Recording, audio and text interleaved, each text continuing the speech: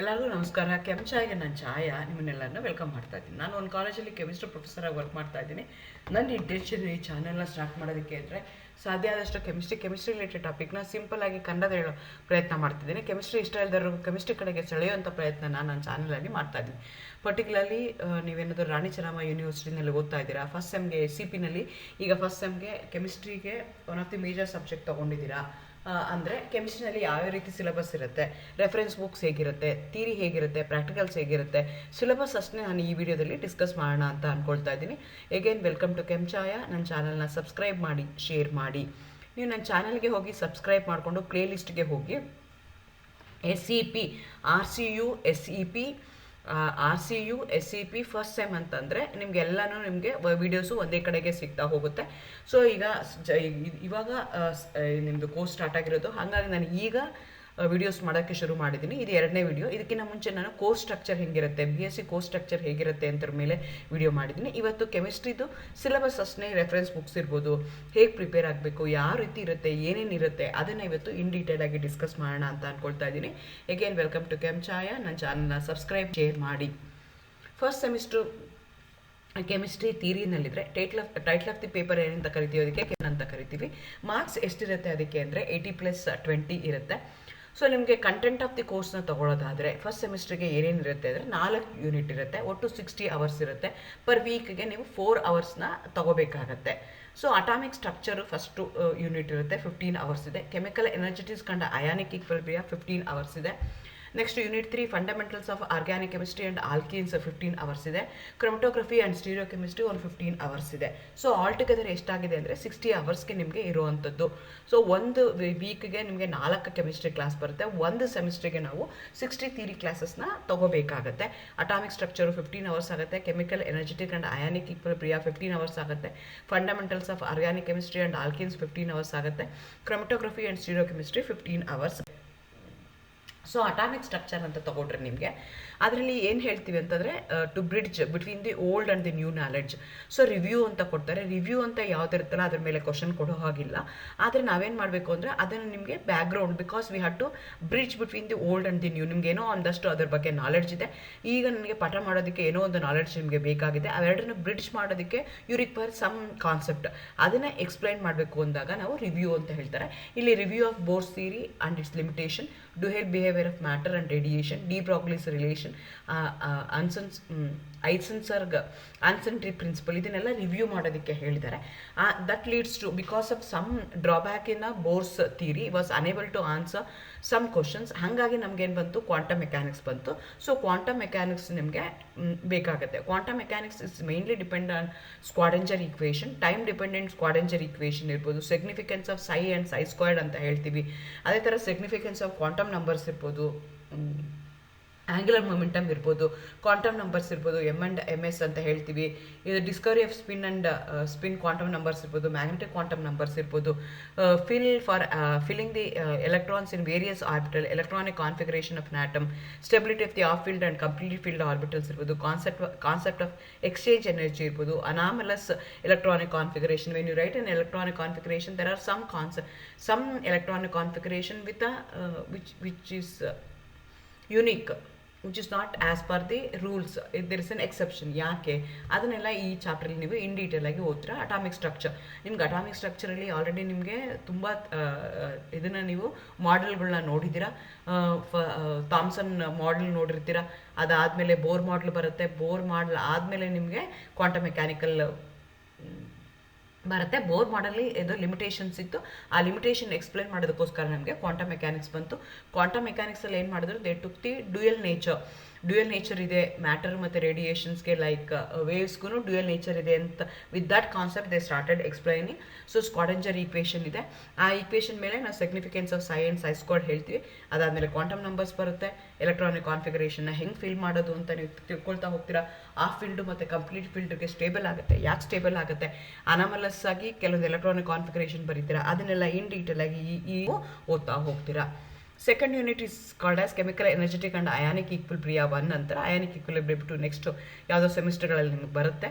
Chemical energetics ಅಂತ as a name indicates energy involved in a chemical reaction, ಅದನ್ನು ನೀವು ಕಲಿತೀರಾ ಈ ಚಾಪ್ಟ್ರಲ್ಲಿ. ಕೆಮಿಕಲ್ ಎನರ್ಜೆಟಿಕ್ಸ್ ಅಂತ important principle and definitions of thermochemistry, concept of standard state and standard enthalpies of formation, integral and differential enthalpies of solution and dilution, calculation of bond energy, bond dissociation energy and resonance energy from thermochemical data, variation of enthalpy of a reaction with the temperature, Kirchhoff's equation, Joule-Thomson effect, deviation of the Joule-Thomson effect for an ideal gas and inversion temperature.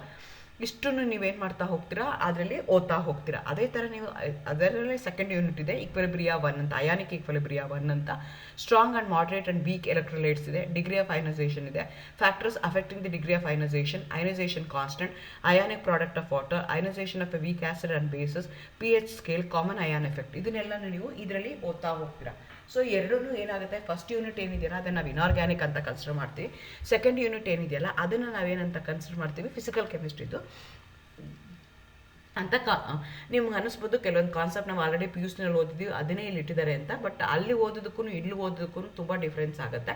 So ಅಲ್ಲಿ just ನಿಮಗೆ ಡೆಫಿನೇಷನ್ಸು ಆ ಥರ ಹೇಳಿರ್ತಾರೆ. ಇಲ್ಲಿ ಈ ಆ concept ಮೇಲೆ problems ಇರ್ಬೋದು, ಡೆರಿವೇಷನ್ಸ್ ಇರ್ಬೋದು, ಆ ಕಾನ್ಸೆಪ್ಟ್ ಇನ್ವಾಲ್ವ್ ಆಗಿರೋಂಥ ಬೇರೆ ಬೇರೆ ಡೆಫಿನೇಷನ್ಗಳಿರ್ಬೋದು, ಅದನ್ನೆಲ್ಲ ನೀವು ಇಲ್ಲಿ ಕಲಿತಾ. ಆ ಥರ ಯೂನಿಟ್ 3ಗೆ ಬಂದರೆ ಇದು ಆರ್ಗ್ಯಾನಿಕ್ ಕೆಮಿಸ್ಟ್ರಿ ಇದೆ, fundamentals of organic chemistry and alkenes ಅಂತಿದೆ. ಫಂಡಮೆಂಟಲ್ ಆಫ್ ಆರ್ಗ್ಯಾನಿಕ್ ಕೆಮಿಸ್ಟ್ರಿ ಅಂದರೆ physical effects, electronic displacement, inductive effect, electromeric effect, resonance effect, hyperconjugation effect, cleavage of bond, homolysis, heterolysis ಓದ್ತೀರಾ, structure, shape and reactivity of organic molecules ಓದ್ತೀರಾ, nucleophiles ಅಂದರೆ ಏನು ಅಂತ ಓದ್ತೀರಾ, electrophiles. These are very basic terms that we are going to use very oftenly in organic chemistry.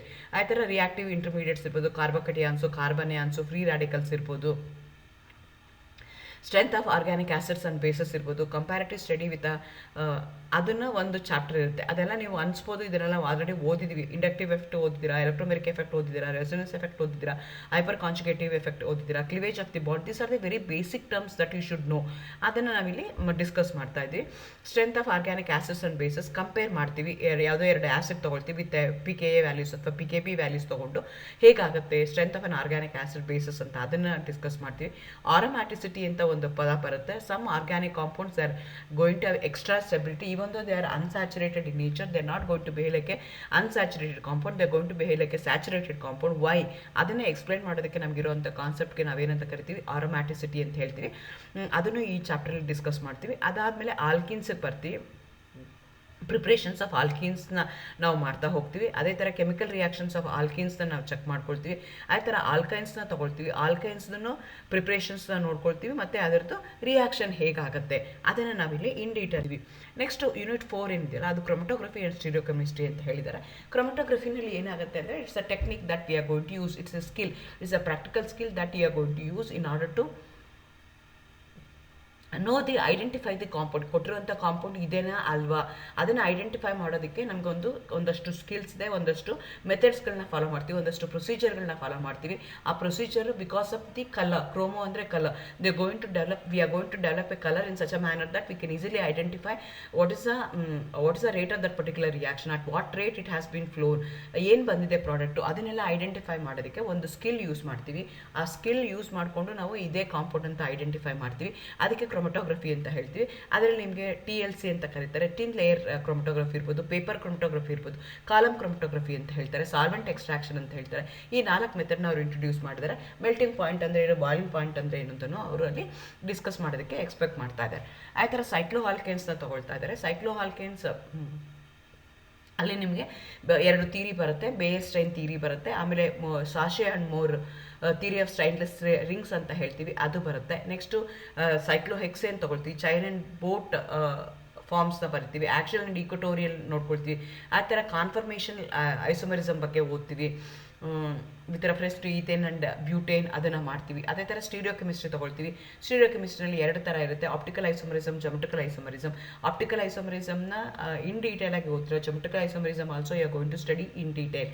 Actually ಈ ಸೆಮಿಸ್ಟ್ರಲ್ಲಿ ನಿಮಗೆ 2 unit organic ಇಟ್ಟಿದ್ದಾರೆ, 1 ಯೂನಿಟು ಇನ್ಆರ್ಗ್ಯಾನಿಕ್ ಇಟ್ಟಿದ್ದಾರೆ, 1 ಯೂನಿಟು ನಿಮಗೆ ಫಿಸಿಕಲ್ ಕೆಮಿಸ್ಟ್ರಿದು ಇಟ್ಟಿದ್ದಾರೆ. ಅದು ನೆಕ್ಸ್ಟ್ ಸೆಮಿಸ್ಟರ್ಗೆ ಬಂದಾಗ ಇನ್ನೊಂದು ಯಾವುದೋ 2 ಯೂನಿಟ್ ಆಗುತ್ತೆ, ಆರ್ಗ್ಯಾನಿಕ್ದು ಕಡಿಮೆ ಆಗುತ್ತೆ. ಸೊ ನಿಮಗೆ ಫುಲ್ಲು ನೀವು ಸೆಮಿಸ್ಟರ್ ಅಂದರೆ 8 ಪೇಪರ್ಗಳನ್ನ ನೀವು ಓದೋ ಅಷ್ಟೊತ್ತಿಗೆ ಎಲ್ಲನೂ ಈಕ್ವಲ್ ಆಗಿ ಡಿಸ್ಟ್ರಿಬ್ಯೂಟ್ ಆಗೋ ಥರ ಅವರು ನೋಡ್ಕೊಂಡಿರ್ತಾರೆ. ನಿಮಗೆ ಸಿಲೆಬಸ್ ಇರುತ್ತೆ. ರೆಕಮೆಂಡೆಡ್ ಪುಸ್ತಕಗಳು ಅಂದರೆ ಈಗ ಮುಂಚೆ ಹಂಗೆ ನಿಮಗೆ ಪಿ ಯು ಸಿ ಥರ ಒಂದೇ ಒಂದು ಟೆಕ್ಸ್ಟ್ ಬುಕ್ ಇರಲ್ಲ. ಆ ಟೆಕ್ಸ್ಟ್ ಬುಕ್ಕಲ್ಲಿ ಎಲ್ಲ ಸಿಕ್ಕೋ ಥರ ಇರಲ್ಲ. ಒಂದೊಂದಕ್ಕೆ ನೀವು ಒಂದೊಂದಕ್ಕೆ ಹೋಗಬೇಕಾಗುತ್ತೆ. ಆರ್ಗ್ಯಾನಿಕ್ಗೆ ಬೇರೆ ಟೆಕ್ಸ್ಟ್ ಬುಕ್ನ ರೆಫರ್ ಮಾಡಬೇಕು, ಇನ್ಆರ್ಗ್ಯಾನಿಕ್ಗೆ ಬೇರೆ ಆರ್ಗ್ಯಾನಿಕ್ಗೆ ನೀವು ಬೇರೆ ರೆಫರ್ ಮಾಡಬೇಕಾಗತ್ತೆ. ಸೊ ನನಗೆ ಈಸಿ ಆಗೋವಂಥದ್ದು ಅಂದರೆ ಲೀ ಅಂತ ಹೇಳ್ತಾರೆ ಇನ್ಆರ್ಗ್ಯಾನಿಕ್ಗೆ. ಕಾಟನ್ ವಿಲ್ಕನ್ಸನ್ ಅಂತಿದೆ, ಅದು ಇನ್ಆರ್ಗ್ಯಾನಿಕ್ಗೆ ನೀವು ಯೂಸ್ ಮಾಡ್ಬೋದು. ಅದು ಎಲ್ಲ ಲೈಬ್ರರಿಗಳಲ್ಲೂ ನಿಮಗೆ ಸಿಗ್ತಾ ಹೋಗುತ್ತೆ. ಅದೇ ಥರ ಮಾರಿಸನ್ ಆ್ಯಂಡ್ ಬಾಯ್ಡ್ ಇರ್ಬೋದು, ಅದೇ ಥರ ಫಿನಾರ್ ಅಂತ ಕರಿತೀವಿ, ಬಾಲ್ ಅಂತ ಕರಿತೀವಿ. ಇದೆಲ್ಲ ನಿಮಗೆ ಆರ್ಗ್ಯಾನಿಕ್ ಕೆಮಿಸ್ಟ್ರಿಗೆ ಇರುತ್ತೆ. ಸೊ ಹಾಗಾಗಿ ನೀವು ನೋಡ್ಕೋಬೇಕು ಲೈಬ್ರರಿಗೆ ಹೋಗಿ ಆ ಪರ್ಟಿಕ್ಯುಲರ್ ಟಾಪಿಕ್ ಎಲ್ಲಿದೆ ಅಂತ. ಎಗೇನ್ ನೀವೀಗ ಪಿ ಯು ಸಿ ಥರ ಎಲ್ಲ ಈಗ ಯು ಆರ್ ಇನ್ ಡಿಗ್ರಿ, ಹಾಗಾಗಿ ನೀವೇನು ಮಾಡಬೇಕು, you should know how to refer the text books. ಬೇರೆ ಟೆಕ್ಸ್ಟ್ ಬುಕ್ಕಲ್ಲಿ ಸೇಮ್ ಕಾನ್ಸೆಪ್ಟ್ನೇ they going to explain in different manner. ಮುಂಚೆ ಆದರೆ ಪಿ ಯು ಸಿ ಆದರೆ ನಿಮ್ಗೆ ಟೈಮ್ ಇರಲ್ಲ, you are going to have stress, ಏನೇನೋ ಪ್ರಾಬ್ಲಮ್ಗಳಿರುತ್ತೆ. ಆದರೆ ಇಲ್ಲಿ ನಿಮ್ಗೆ ಆ ಥರ ಇರೋದಿಲ್ಲ. You should go to library, you should refer different books. ಒಂದೇ ಕಾನ್ಸೆಪ್ಟ್ನ, ಫಾರ್ ಎಕ್ಸಾಂಪಲ್ ಬಾಲಲ್ಲಿ ಎಕ್ಸ್ಪ್ಲೈನ್ ಮಾಡಿರೋಂಥ ಕಾನ್ಸೆಪ್ಟ್ನ ಮಾರಿಸನ್ ಆ್ಯಂಡ್ ಬಾಯ್ಡ್ ಆಗಿರ್ಬೋದು, ಇಲ್ಲಾಂದರೆ ಫೀನಾರಲ್ಲಿ they going to explain in different manner. ಎಕ್ಸಾಂಪಲೇ ಬೇರೆ ತಗೋತಾರೆ. ಆಮೇಲೆ ಅದಕ್ಕೆ ಅನಟಾಕ್ಸ್ ಅಂತ ಏನು ಹೇಳ್ತಾರೆ, ಅದಕ್ಕೆ ಕಂಪೇರ್ ಮಾಡಿರೋವಂಥದ್ದು ಅದೆಲ್ಲ ಕಂಪ್ಲೀಟ್ಲಿ ಬೇರೆ ಆಗ್ತಾ ಹೋಗುತ್ತೆ. ಹಾಗಾಗಿ ನೀವು ಬೇರೆ ಟೆಕ್ಸ್ಟ್ ಬುಕ್ಗಳನ್ನ ಓದಿದಾಗ ಬೇರೆ ಕಾನ್ಸೆಪ್ಟ್ಗಳು ನಿಮ್ಗೆ ಅರ್ಥ ಆಗ್ತಾ ಹೋಗುತ್ತೆ, ಸಬ್ಜೆಕ್ಟ್ ಅರ್ಥ ಮಾಡ್ಕೊಳ್ಳೋಕ್ಕೆ ಸಾಧ್ಯ ಆಗುತ್ತೆ. ಅಟ್ಲೀಸ್ಟ್ ನೀವು ಒಂದು ಅರ್ಧ ಗಂಟೆನಾದರೂ ನೀವು ಲೈಬ್ರರಿಗೆ ಹೋಗಿ ಬೇರೆ ಬುಕ್ಸ್ಗಳು ಯಾವ್ಯಾವಿದೆ ತೊಗೊಳ್ಳಿ. ರೆಫರೆನ್ಸ್ ಬುಕ್ ಕೊಡ್ತಾರೆ, ಮನೆಗೆ ಹೋಗಿ ಕೂತ್ಕೊಂಡು ಓದಿ. ಅಟ್ಲೀಸ್ಟ್ ವಾರದಲ್ಲಿ ಒಂದು ದಿವಸನಾದರೂ ನೀವು ಬೇರೆ ಟೆಕ್ಸ್ಟ್ ಬುಕ್ ನಿಮ್ಮ apart from your notes, regular notes ಇರ್ಬೋದು, ಕ್ಲಾಸ್ ನೋಟ್ಸ್ ಇರ್ಬೋದು, ಅದು ಬಿಟ್ಟು ಬೇರೆ ಏನಾದರೂ ಮಾಡೋಕ್ಕೆ ಸಾಧ್ಯನಾ ಅಂತ ಬೇಕಾಗುತ್ತೆ. ಅದೇ ಥರ ಪ್ರಾಕ್ಟಿಕಲ್ಸ್ಗೆ ಬಂದರೆ again you are going to have weekly once ಒಂದು ಕೆಮಿಸ್ಟ್ರಿ ಪ್ರಾಕ್ಟಿಕಲ್ಸ್ ಇರುತ್ತೆ. 4 ಮಾರ್ಕ್ಸ್ ಇರುತ್ತೆ. 40 ಮಾರ್ಕ್ಸ್ ನಿಮಗೆ ಬರಿಬೇಕು. 10 ಮಾರ್ಕ್ಸು ಇಂಟರ್ನಲ್ ಮಾರ್ಕ್ಸ್ ಇರುತ್ತೆ. ಪರ್ ಅವರು ನಿಮಗೆ ಒಂದು ಪ್ರಾಕ್ಟಿಕಲ್ಸ್ ಇರುತ್ತೆ. ಸೊ 2 ಕ್ರೆಡಿಟ್ಸ್ ಇರುತ್ತೆ. ಸೊ ಅದಕ್ಕೆ ಪೇಪರ್ ಕೋಡ್ ಏನಿರುತ್ತೆ ಅಂದರೆ SEP BS CHEM ಕೆಮ್ T01 ಅಂತ ಇದ್ದರೆ ಪ್ರಾಕ್ಟಿಕಲ್ ಥಿಯರಿಗಿರುತ್ತೆ, P01 ಅಂತಂದರೆ ಪ್ರಾಕ್ಟಿಕಲ್ಸ್ ಇರುತ್ತೆ. So every semester you are going to have a theory paper, every semester you are going to have a practicals. So P2 ಅಂತಂದರೆ second sem ಅಂತ ನಮಗೆ ಅರ್ಥ ಆಗುತ್ತೆ. SEP BSc ಕೆಮ್, P01 ಅಂದರೆ ಪ್ರಾಕ್ಟಿಕಲ್ 01, T01 ಅಂತಂದರೆ theory 01. ಅದು ನಿಮಗೆ ಪೇಪರ್ ಕೋಡ್ ಬರ್ತಾ ಹೋಗುತ್ತೆ. ಸೊ ಏನೇನಿರುತ್ತೆ ಇಲ್ಲಿ ಅಂತಂದರೆ ಈ ನಿಮಗೆ ಎಸ್ಟಿಮೇಷನ್ ಇದೆ. ಅಂದರೆ ಅನಾಲಿಸಿಸ್ನ ಮಾಡ್ತೀರಾ, ಟೈಟ್ರೇಷನ್ನ ಮಾಡ್ತೀರಾ. Estimation of sodium carbonate and sodium hydrogen carbonate present in a mixture ಇದೆ. Estimation of oxalic acid titrating versus KMnO4 ಇದೆ. Estimation of water of crystallisation in Mohr salt by titrating with KMnO4 ಇದೆ. Estimation of iron Fe2+ ions titrating with potassium dichromate using internal indicator. Iodometric titration ಒಂದಿದೆ. Percentage of loss of weight in zinc carbonate and mixture of barium sulphate and ammonium chloride ಇದೆ. ಇದೆಲ್ಲನೂ ನಿಮಗೆ redox ಟೈಟ್ರೇಷನ್ಸೇ ಇದೆ. ನೀವು already acid base ಟೈಟ್ರೇಷನ್ಸ್ನ ನೀವು already ಓದಿರ್ತೀರ. First one is only the acid base titration, ಮಿಕ್ಕಿದೆಲ್ಲನೂ ನಿಮಗೆ ರೆಡಾಕ್ಸ್ ಟೈಟ್ರೇಷನ್ ಆಗುತ್ತೆ. ಆಸಿಡ್ ಬೇಸ್ ಟೈಟ್ರೇಷನ್ ಅಂದ್ರೇನು, ರೆಡಾಕ್ಸ್ ಟೈಟ್ರೇಷನ್ ಅಂದರು, ಟೈಟ್ರೇಷನ್ ಮಾಡೋದಕ್ಕೆ ಏನೇನು ಬೇಕು ಅದೆಲ್ಲ ನಿಮಗೆ ಇನ್ ಡೀಟೇಲಾಗಿ ಗೊತ್ತಿರಬೇಕಾಗತ್ತೆ. ನೀವು ಬೇಕು ಅಂತಂದರೆ ನನಗೆ ಕಾಮೆಂಟ್ ಸೆಕ್ಷನಲ್ಲಿ ಹಾಕಿ.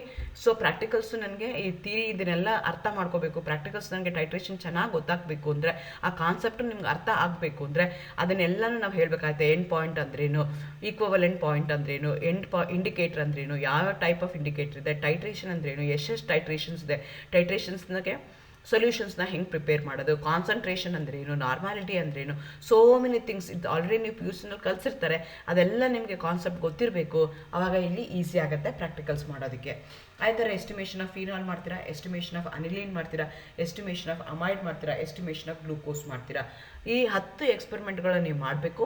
10ರಲ್ಲಿ ಯಾವ್ದಾದ್ರು ಒಂದು ಎಕ್ಸ್ಪೆರಿಮೆಂಟ್ ಮಾತ್ರ ನಿಮಗೆ ಎಕ್ಸಾಮಿಗೆ ಬರುತ್ತೆ 4 ಅವರ್ಸ್ಗೆ. ನಿಮಗೆ ಟೈಟ್ರೇಷನ್ ಬರ್ಬೋದು, ಇಲ್ಲ ಅಂದರೆ ಎಸ್ಟಿಮೇಷನ್ ಮಾಡ್ಬೋದು. ಡಿಸ್ಟ್ರಿಬ್ಯೂಷನ್ ಹೇಗಿರುತ್ತೆ ಅಂತಂದರೆ ಅಗೇನ್ ಇಲ್ಲಿ ನಿಮಗೆ ಡಿಸ್ಟ್ರಿಬ್ಯೂಷನ್ ಹೇಗಾಗುತ್ತೆ ಅಂತಂದರೆ 40 ಮಾರ್ಕ್ಸ್ಗೆ ನಿಮಗೆ ಡಿಸ್ಟ್ರಿಬ್ಯೂಷನ್ ಆಗುತ್ತೆ. 5 ಮಾರ್ಕ್ಸ್ ಇನ್ನು 10 ಮಾರ್ಕ್ಸ್ಗೆ ನಿಮಗೆ ಇರುತ್ತೆ. ಸೊ ಅದರಲ್ಲಿ ಹೆಂಗೆ ಅಂದರೆ ಆ್ಯಕ್ಯುರೇಸಿಗೆ 25 ಮಾರ್ಕ್ಸ್ ಇರುತ್ತೆ. ನೀವು ಹೆಂಗೆ ಎಷ್ಟು ಆ್ಯಕ್ಯುರೇಟಾಗಿ ಮಾಡಿದ್ದೀರಾ ಅನ್ನೋದಕ್ಕೆ. ಆ ಥರ ಪ್ರೆಸೆಂಟೇಷನು ಕ್ಯಾಲ್ಕುಲೇಷನ್ ಎಲ್ಲ ಕರೆಕ್ಟಾಗಿ ಮಾಡಿದರೆ 5 ಮಾರ್ಕ್ಸ್ ಬರುತ್ತೆ. ನೀವು ರೆಕಾರ್ಡ್ ಬರೆದಿದ್ರೆ 5 ಮಾರ್ಕ್ಸ್ ಇರುತ್ತೆ. ವೈವಾ ಇರುತ್ತೆ, ಎಕ್ಸಾಮಲ್ಲೂ ವೈವಾ ಇರುತ್ತೆ 5 ಮಾರ್ಕ್ಸು, ಟೋಟಲ್ ಮಾರ್ಕ್ಸು 40 ಇರುತ್ತೆ. ಸೊ ಈ ರೀತಿಯಾಗಿ ನಾವು 40 ಮಾರ್ಕ್ಸ್ನ ಕಟ್ ಕೊಡ್ತಾ ಹೋಗ್ತೀವಿ ನಿಮಗೆ. 40 ಮಾರ್ಕ್ಸ್ ನಿಮಗೆ ಫೈನಲ್ ಎಕ್ಸಾಮಲ್ಲಿ ಹೇಗಿರುತ್ತೆ ಅಂದರೆ ನೀವು ಎಷ್ಟು ಆ್ಯಕ್ಯುರೇಟಾಗಿ ಮಾಡಿದ್ದೀರಾ. ಆ್ಯಕ್ಯುರೇಸಿ ಹೆಂಗೆ ಗೊತ್ತಾಗುತ್ತೆ ಅಂದರೆ +or-2 CC ಡಿಫ್ರೆನ್ಸ್ ಇತ್ತು ಅಂದರೆ 25 ಮಾರ್ಕ್ಸ್ ಬರುತ್ತೆ.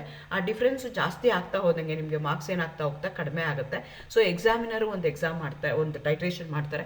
ಎಕ್ಸಾಮಿನರ್ ಟೈಟ್ರ್ ವ್ಯಾಲ್ಯೂಗೂ ನಿಮ್ಮ ಟೈಟ್ರ್ ವ್ಯಾಲ್ಯೂಗೂ if there is a difference of more than 0.9 ಆವಾಗ ನಿಮ್ಗೆ ಏನಾಗುತ್ತೆ ಅಂದರೆ 0 ಮಾರ್ಕ್ ಬರುತ್ತೆ. ಅಪ್ ಟು 1 ml ನಿಮಗೆ ಎರರ್ ಈಸ್ ಅಲೋಡ್. ಅದಾದಮೇಲೆ ಎರರ್ ನಿಮಗೆ ಇರೋದಿಲ್ಲ. ಅದಕ್ಕೆ 25 ಮಾರ್ಕ್ಸ್ ಇರುತ್ತೆ. ಕ್ಯಾಲ್ಕುಲೇಷನ್ಸ್ ನೀವು N1 V1 ಕ್ಯಾಲ್ಕುಲೇಷನ್ ಮಾಡ್ತೀರಾ, ಟ್ಯಾಬ್ಯುಲರ್ ಕಾಲಮ್ ಹಾಕಿರ್ತೀರಾ, ಎಷ್ಟು ನೀಟಾಗಿ ಪ್ರೆಸೆಂಟ್ ಮಾಡಿದ್ದೀರಾ, ಕನ್ಕರೆಂಟ್ ವ್ಯಾಲ್ಯೂಸ್ ಬಂದಿದೆಯಾ ಇಲ್ವಾ, ಅದ್ರ ಬೇಸಿಸ್ ಮೇಲೆ 5 ಮಾರ್ಕ್ನ ಕೊಡ್ತೀವಿ. ನೀವು ರೆಕಾರ್ಡ್ನ ಬರೀಬೇಕಾಗುತ್ತೆ ಎವ್ರಿ ವೀಕು, ಅದಕ್ಕೆ 5 ಮಾರ್ಕ್ಸ್ ಇರುತ್ತೆ. ಕೊನೆಗೆ ವೈವಾವೋಸ್ ಇರುತ್ತೆ. ಟೋಟಲಿ ನಿಮಗೆ 40 ಮಾರ್ಕ್ಸ್ಗೆ ಎಕ್ಸಾಮ್ನ. ಸೊ ಅಟಾಮಿಕ್ ಸ್ಟ್ರಕ್ಚರ್ ಅಂತ ತೊಗೊಂಡ್ರೆ ನಿಮಗೆ ಅದರಲ್ಲಿ ಏನು ಹೇಳ್ತೀವಿ ಅಂತಂದರೆ to bridge between the old and the new knowledge. So review ಅಂತ ಕೊಡ್ತಾರೆ. ರಿವ್ಯೂ ಅಂತ ಯಾವುದಿರುತ್ತಲ್ಲ ಅದ್ರ ಮೇಲೆ ಕ್ವಶನ್ ಕೊಡೋ ಹಾಗಿಲ್ಲ. ಆದರೆ ನಾವೇನು ಮಾಡಬೇಕು ಅಂದರೆ ಅದನ್ನು ನಿಮಗೆ background, because we have to bridge between the old and the new. ನಿಮ್ಗೆ ಏನೋ ಒಂದಷ್ಟು ಅದ್ರ ಬಗ್ಗೆ ನಾಲೆಡ್ಜ್ ಇದೆ, ಈಗ ನನಗೆ ಪಾಠ ಮಾಡೋದಕ್ಕೆ ಏನೋ ಒಂದು ನಾಲೆಡ್ಜ್ ನಿಮಗೆ ಬೇಕಾಗಿದೆ. ಅವೆರಡನ್ನು ಬ್ರಿಡ್ಜ್ ಮಾಡೋದಕ್ಕೆ ಯು ರಿಕ್ವೈರ್ ಸಮ್ ಕಾನ್ಸೆಪ್ಟ್, ಅದನ್ನು ಎಕ್ಸ್ಪ್ಲೈನ್ ಮಾಡಬೇಕು ಅಂದಾಗ ನಾವು ರಿವ್ಯೂ ಅಂತ ಹೇಳ್ತಾರೆ. ಇಲ್ಲಿ review of Bohr's theory and its limitation, dual behaviour of matter and radiation, de Broglie's relation, Heisenberg uncertainty principle, ಇದನ್ನೆಲ್ಲ ರಿವ್ಯೂ ಮಾಡೋದಕ್ಕೆ ಹೇಳಿದ್ದಾರೆ.